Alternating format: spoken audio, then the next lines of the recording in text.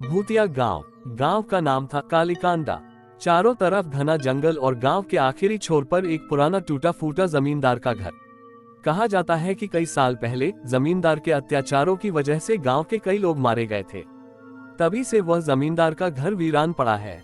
एक दिन गांव के दो नौजवान राहुल और शोभन मजाक मजाक में उस जमींदार के घर को देखने का प्लान बनाते हैं। शाम होने के बाद दोनों टॉर्च लेकर निकलते हैं। घर के पास पहुंचते ही चारों तरफ अजीब सी खामोशी छा जाती है। अचानक ठंडी हवा चलने लगती है और उन्हें लगता है कि कोई पीछे से उन्हें घूर रहा है। वे घर के अंदर जाते हैं। दीवारों पर जगह जगह धब्बे और छत से लटके मकड़ी के जाले जगह को डरावना बना रहे थे। कुछ समय बाद वे सीढ़ियों से ऊपर चढ़ने लगते हैं। सीढ़ियों के हर कदम पर उन्हें ऐसा महसूस होता है जैसे उनके पीछे किसी के पैरों की आवाज आ रही हो। ऊपर पहुंचने पर वे एक बड़ा सा हॉल देखते हैं। कमरे के बीचों बीच एक पुराना पलंग पड़ा था। अचानक पलंग धीरे धीरे हिलने लगता है।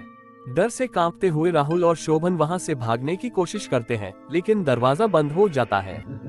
कमरे के अंदर एक गहरी आवाज गूंजती है, यहाँ क्यों आए हो? वापस चले जाओ। कमरे के कोने में एक काली छाया सी दिखाई देती है। उसकी आंखें आग की तरह जल रही थी।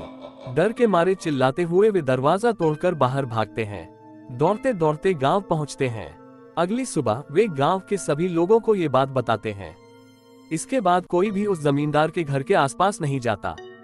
लेकिन आज भी अगर कोई रात में उस जमींदार के घर के पास से गुजरता है तो कई लोग कहते हैं कि उन्होंने अंदर से किसी की रोने और हंसने की आवाजें सुनी हैं। ऐसे ही अनसुनी कहानी सुनने के लिए हमारे चैनल को सब्सक्राइब कीजिए और पास में बेल आइकन को क्लिक कीजिए ताकि नया वीडियो आते ही नोटिफिकेशन आपके पास पहुंच जाए। धन्यवाद।